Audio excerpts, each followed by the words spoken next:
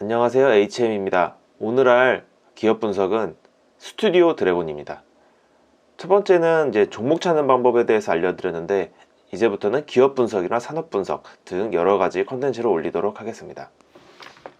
지금 보고 계신 거는 저의 블로그인데 링크 달아드릴 테니까 심심하시면 놀러 오시고 보시면서 같이 공부하시면 좋을 것 같습니다. 일단은 스튜디오 드래곤은 아시다시피 이제 드라마를 제작하고 영화를 제작하고 이걸 납품하고 광고를 따내서 광고비를 벌고 그런 기업입니다. 여러 개가 있으니까 다시 한번 이야기해보고 지금 이제 읽어보겠습니다. 코로나가 완화되면서 밖에서 술도 마시고 친구들도 만나고 클럽도 많이 가고 이렇게 다들 많이 하셨죠. 근데 이제 클럽을 가도 재미가 없어요. 왜냐면 어차피 가서 헌팅을 하려고 해도 안 될 사람은 안 되고 될 사람만 되는 세상이고, 코로나 시기에도 될 사람은 됐거든요. 그리고 인플레가 오고 그러니까 너무 물가도 올라가고, 사실 나가서 이제 술 먹으면 10만원 그냥 우습게 쓰기 때문에 월급도 안 올랐잖아요. 그러니까 바로 집으로 들어옵니다. 그럼 내가 할 거는 바로 집에서 넷플릭스 봐야겠구나, 디즈니 플러스 봐야겠구나. 그렇게 이제 그런 아이디어에서 생각한 이제 OTT 안에 납품을 하는 스튜디오 드래곤인데요. 하여튼 그렇습니다. 그래서 보시면은 이제 산업에 대해서 먼저 말씀을 드리는 게 맞을 것 같아서요. 스튜디오 드래곤은 여기 제가 써놓은 것과 같이 OTT 속에 콘텐츠를 제공하거나 방송국 콘텐츠를 제공하는 기업.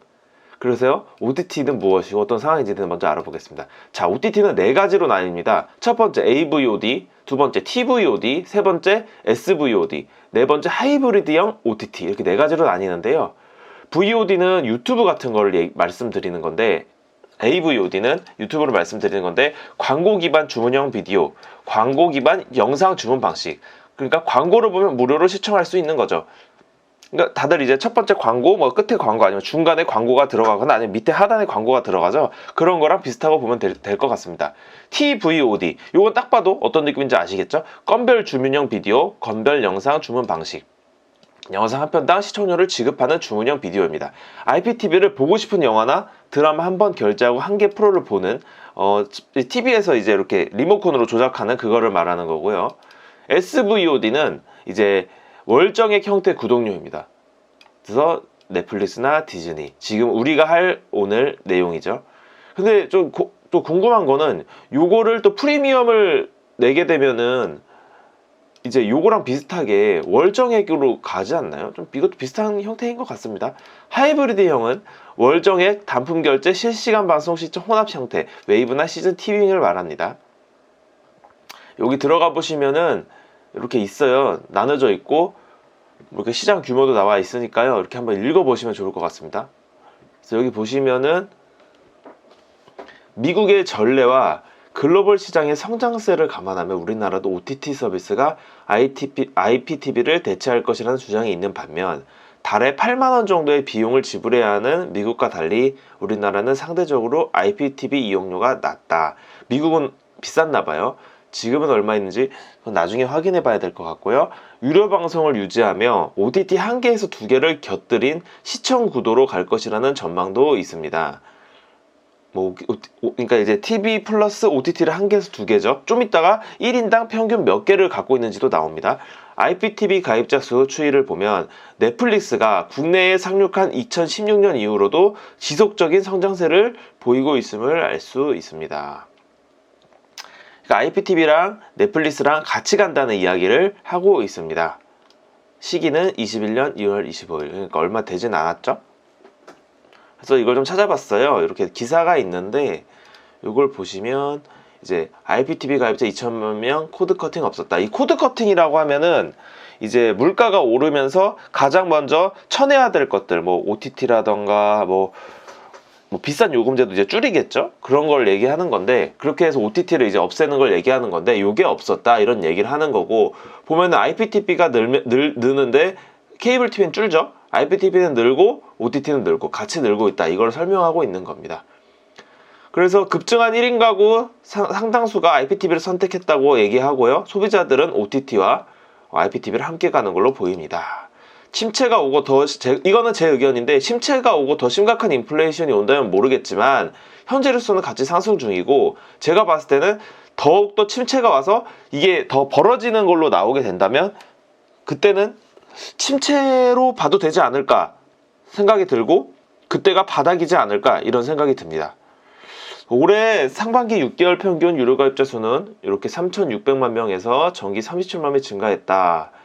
2019년 상반기와 비교하면 자 300만 원 증가했고, 업계에선 OTT를 이용하면서 기존 IPTV, 케이블 TV를 해지하는 코드 커팅 현상이 나타나지 않는 것을 보고 있다. 보이시죠? 근데 뭐 뉴스를 다 의심도 해봐야 되고 하겠지만, 이건 이제 여기서 과학기술정보통신부에 나오기 때문에 신빙성이 있는 것 같아요.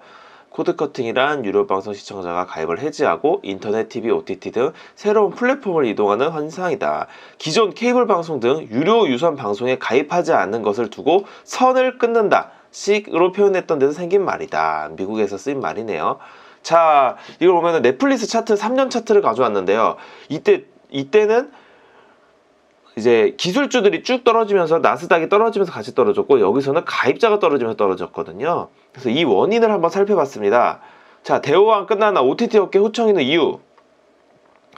지난 20일 넷플릭스의 실적 발표 통계에 따르면 올해 1분기 넷플릭스 서비스 가입자 수는 2억 2,164만 명으로 직전 분기보다 20만 명 감소한 것으로 집계됐다. 넷플릭스의 가입자 수 전분기 대비 감소한 것은 2011년 이후 처음이고, 250만 명의 가입자가 증가할 것으로 예상됐던 기존 가이던스와 비교하면 매우 큰 폭으로 떨어졌다. 그래서 또 오는 2분기 200만 명 추가 감소할 것으로 예상하고 있다. 이게 되게 웃긴 게, 맞아요. 모두가 증가할 거로 예상했는데 이게 떨어졌잖아요. 그래서 주가가 같이 떨어진 건데, 왜냐하면 넷플릭스는 계속해서 성장할 것으로 예상했거든요. 근데 20만 명이 떨어졌는데 이젠 또 갑자기 태세 전환을 250만 명 증가할 것으로 예상됐지만 태세 전환을 해서 다시 200만 명이 추가 감소할 것이다 했죠? 분명 못 맞췄어요. 그죠?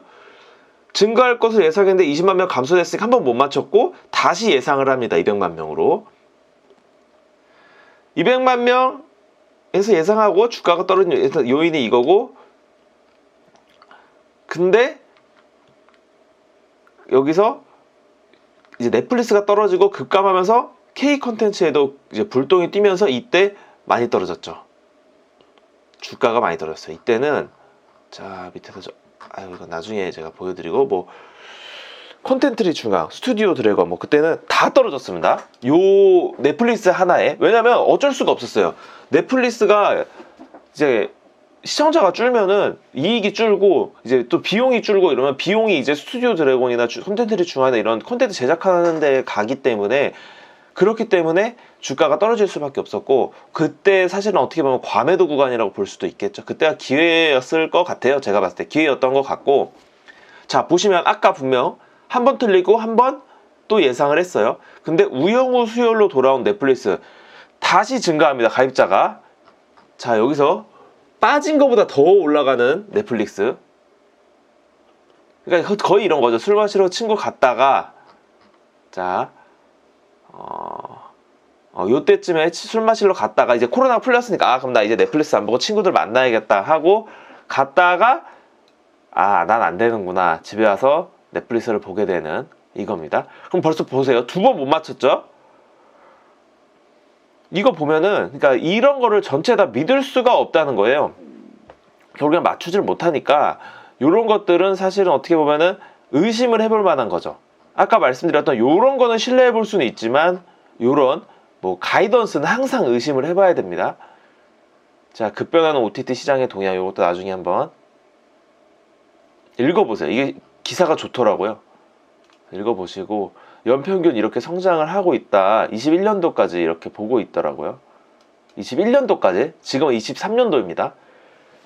근데 OTT 가입자 수 전망치를 보면은 이렇게 지금 현재가 이제 검은색인데 이렇게 27년도 전망치는 이렇게 보고 있는데, 여기서 조금 더 봐야 될 게 넷플릭스랑 디즈니, 뭐 아마존 다 성장을 합니다. 근데 넷플릭스는 어느 정도 시장 점유율이 1위고 너무 많은 거를 이제 이미 갖고 있기 때문에 성장성이 더딜 수는 있어요.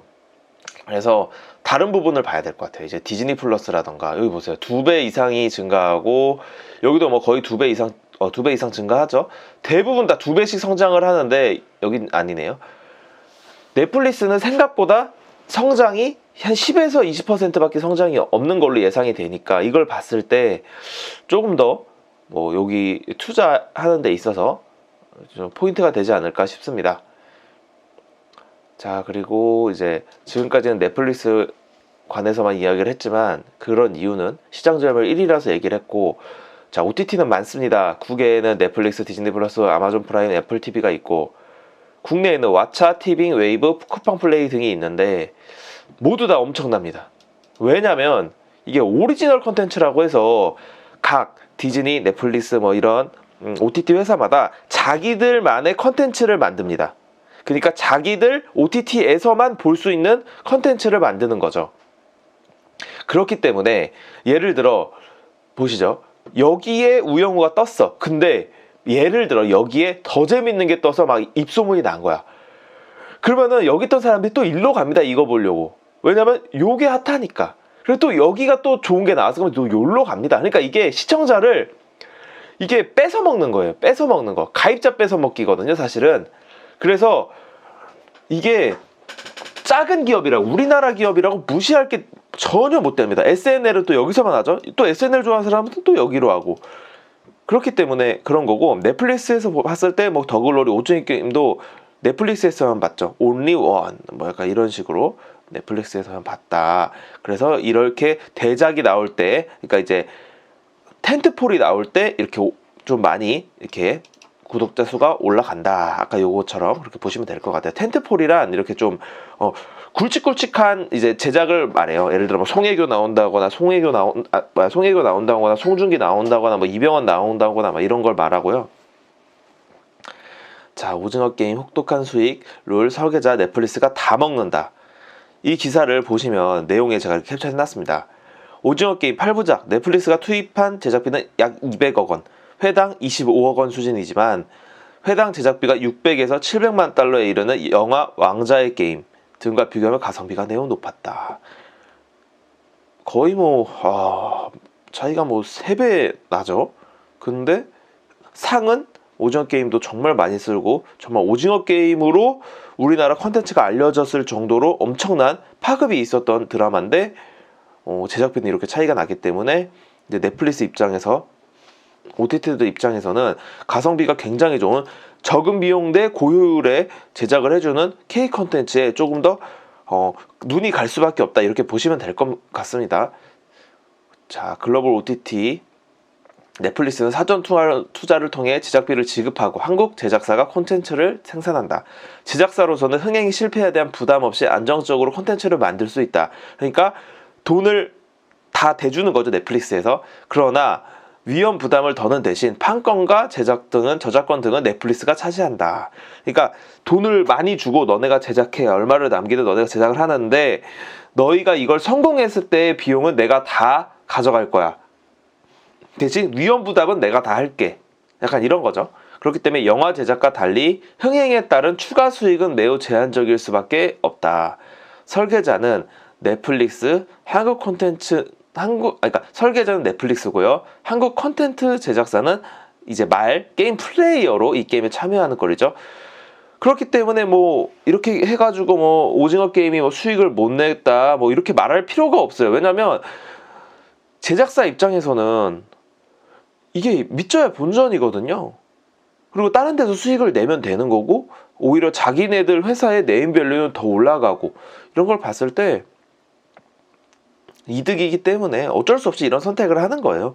그렇다고 해서 우리나라 저기 OTT 해가지고 다 내줄 것도 아니고 해외에서 그런다니까 그것도 돈도 적게 주는 것도 아니잖아요. 어느 나라에서 우리나라 거기서 제작비를 이렇게 200억씩 주겠습니까? 줘도 같이 리스크를 감당하자고 하지. 자, 과거를 보면은 자, 극한직업은 1,600만 명이 넘는 관객을 동원해서 1,300억을 이렇게 했죠. 근데 극장 투자사 제작자 수익을 다 나눴어요. 그래서 제작사는 한 200억가량 가져갔는데 여기에 뭐 비용 빼고 뭐 하면 아마 남는 게 없었을 거예요. 그래서 흥행을 못했을 때는 제작사의 부담이 어마어마했을 거예요. 왜냐면 이건 잘 된 거의 얘기고 못됐을 때는 가져가질 못했을 거예요. 왜냐면 결국 가져가는 거 극장이 다 가져가고 이제 남는 거에서 나누는데 만약에 손익분기점을 넘기지 못했다면 이거는 그냥 마이너스 그대로 찍히거든요. 그래서 보시면 알겠지만 A스토리 남는 거 없었어요. 스튜디오 드래곤 그나마 큰 제작사여서 남는 게 있었고 나머지 이런 작은 제작사들은 남는 게 없었어요. 그래서 최대한 의뢰 구조에서 지냈거든요.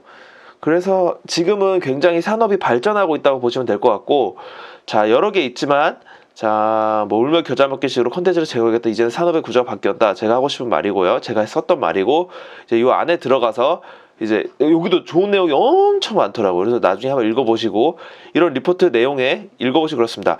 콘텐츠 IP가 OTT 플랫폼의 얼굴이기 때문이다. 이 말이 뭐냐? 제가 아까 말씀드렸던 이제 구독자들은 재미가 있다는 이 소문만 나면 글로 가는 겁니다. 그렇기 때문에 더욱더 재밌는 콘텐츠를 제작하고 앞세울 수밖에 없어요. OTT들은 미디어 각자 자리가 정해져 있지 않고 이들이 액체처럼 흐르는 이동한다는 말이다. 이게 리퀴드 미디어다. 사람들을 모으는 구심점은 더 이상 미디어가 아니라 IP다. IP는 팬덤을 모으는 구심점이고 그렇기 때문에 IP가 OTT의 경쟁력의 혁신점이다. 그렇기 때문에 디즈니 플러스가 자기네들 IP를 다 가져간 거예요. 그것만을 좋아하는 또 팬덤이 있기 때문에 팬덤은 또 여기를 무조건 구독할 수밖에 없기 때문이죠. 우리나라가 잘하는 건 콘텐츠 제작, 장점은 가성비. 뭐 찾지는 못했지만 예전에 제가 봤는데 기묘한 이야기랑 오징어 게임이랑 제작비가 10배 차이 난다는 리포트를 읽었어요.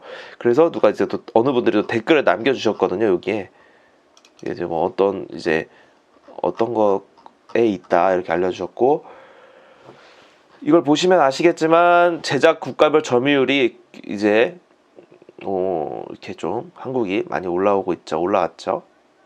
많이 올라왔네요. 자, 그럼 넷플릭스 OTT의 실적은 뭘까요? 바로 구독자죠. 구독자가 많아야 또 찍히는 돈도 많고, 그죠? 구독자가 중요합니다. 구독자가 들어오려면 재밌는 콘텐츠를 제작해야 되고요. 여기 한국콘텐츠진흥원 조사에서 국민 한 명당 구독하는 OTT 서비스가 평균 2.69개라는 사실로 미뤄 볼 때 OTT 새로운 형태의 비즈니스 전략과 서비스 경쟁을 통해 다음 단계로 진행해야 하는 시점에 접어들었다고 합니다. 이게 뭐 사실인지는 모르겠으나 어쨌든 이제 구독한 사람들은 요 정도로 한다. 근데 뭐 어쨌든 보수적으로 뭐 1개에서 2개 이렇게 보시면 될 것 같아요. 이렇게 너무 2.69개로 계산을 해버리면 이건 너무 좀 안 될 것 같고 1개에서 2개 정도로 봐주시면 될 것 같습니다. 그럼 OTT 회사들은 이제 우리가 이제 너무 잘하기 때문에 이제 가성비로 실적까지 내주고 그래서 우리한테 줄 수밖에 없다. 자, 그래서 여기까지가 이제 글로벌 전체적인 산업이고, 하나 저희가 더 봐야 될 거는 중국이거든요. 이제 슬슬 중국이 이제 문을 연다 이런 얘기들이 있어요. 사실 뭐 몇 년 전부터 계속 이런 얘기들이 있는데 이럴 때마다 계속 주가는 움직이고 주가는 튀기 때문에 계속해서 봐줘야 되는 건 맞는 것 같아요. 중국의 가장 대표적인 OTT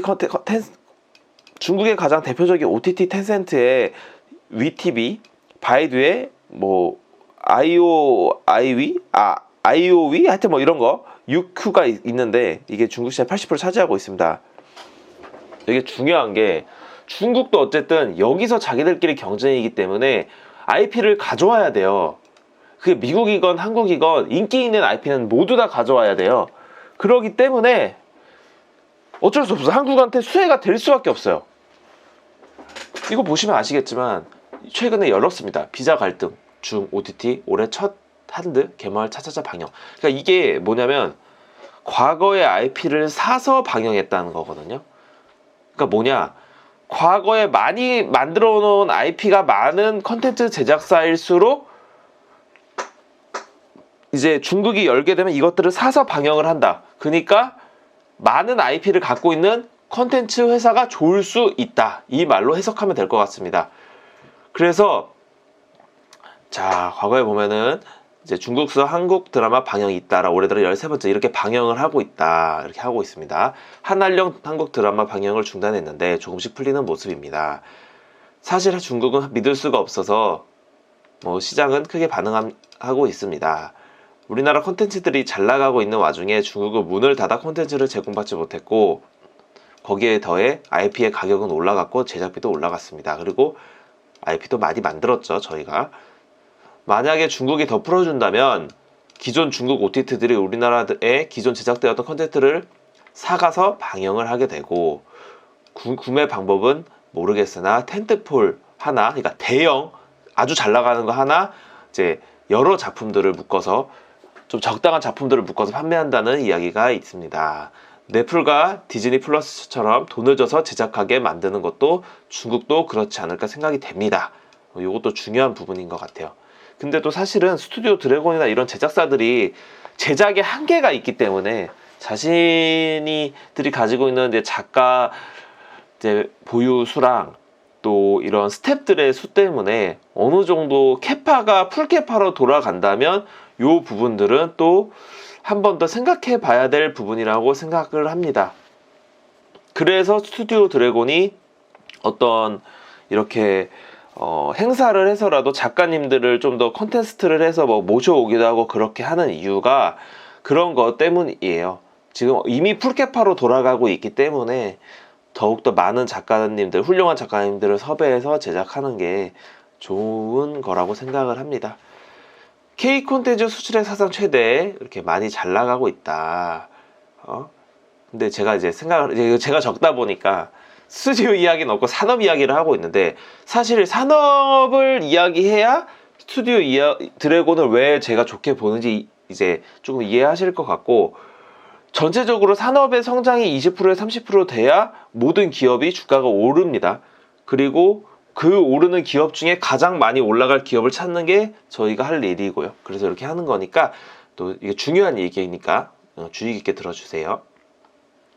요거 옛날에 과거에 나왔던 기사인데, 한알령의 급제동 권리 한료 중국 시장 되찾나, 여기 안에 내용을 보시면 별그대에 별에서 온 그대 전지현 씨랑 이제 김수현 씨가 나온 건데, 이제 회당 4만 달러, 약 5,200만 원에 중국에 판매가 됐대요. 사실 엄청 싼 것 같아요. 그래서 2년 뒤 달의 연인 보보경심련은 이제 10배인 회당 5억 2천 이렇게 받으며 경신했다. 이제 별그대가 너무 싸게 팔았고, 최근에 팔린 판권가는 찾지 못했지만, 제가 이때 새벽에 써가지고 못했지만 하여튼 어마어마합니다. 지금 이게 이제는 10배가 아니라 아마 이게 얼마일지 잘 모르겠습니다. 솔직히 찾아보질 못해가지고. 자, 이거 보면은 스튜디오 드래곤 제작 편수 거래 플랫폼 증가. 이게 무슨 말이냐면 이제 받는 이제 돈이 올라간다는 거거든요. 그래서 이익이 증가한다, 매출이 증가한다. 안에 내용을 보면 스튜디오 드래곤이 향후 제작 편수와 거래 플랫폼 증가 등의 영향을 받아 사업 규모가 커질 것으로 전망했다. 목표 주가는 보지 마세요. 제작 편수 증가, 글로벌 OTT 공급 확대 등 거래 플랫폼 증가, 컨텐츠 파워에 따른 마진 개선, 미국 시장 진출을 언급했다. 직접 진출이죠, 이건. 근데 사실 이건 아직까지 볼 건 아닌 것 같아. 이거는 사실 어떻게 될지도 모르고 그냥 기대감만 있는 거고, 뭐 이제 스튜디오 드래곤을 이렇게 다루고 있는데 IP 개수와 1년간 제작할 수 있는 개수를 봤을 때 스튜디오 드래곤이 압도적으로 1등이다. 이렇게 보시면 될 것 같아요. 이걸 보시면은 이제 자회사들을 많이 갖고 있어서 여기서 이제 이렇게 작가님들이 있어서 제작을 많이 한다. 그러니까 이제 많이 제작을 한다. 이런 이야기로 봐주시면 될 것 같고, 작가님들이 훌륭해요. 김은수 작가님 워낙 유명하고, 박지현 작가님 워낙 유명하고, 뭐 김영현 작가님, 그러니까 다 이런 분들이 속해 있으셔가지고 뭐 텐트폴 작품들도 많이 나오고 기대감이 많은 것 같습니다. 그래서 뭐 스튜디오 드래곤의 뭐 퍼나 PBR이 사실은 그렇게 책정되고 있는 것 같고요. 엄청 오래 했네요. 그래서 오늘 할 컨텐츠는 이제 스튜디오 드래곤을 분석하다 K 컨텐츠 산업 분석이 됐는데, 이렇게 1부를 마치고요. 일주일 내에 또 이번에 스튜디오 드래곤에 관해서 분석을 해서 제가 올리도록 하겠습니다. 간단 분석을 올릴 테니까요. 시청해 주셔서 감사하고 좋으셨다면 구독과 좋아요 부탁드리겠습니다. 댓글 남겨주시면 더 좋고요. 앞으로 열심히 할 테니까 잘 부탁드리고요. 시청해 주셔서 정말 감사합니다.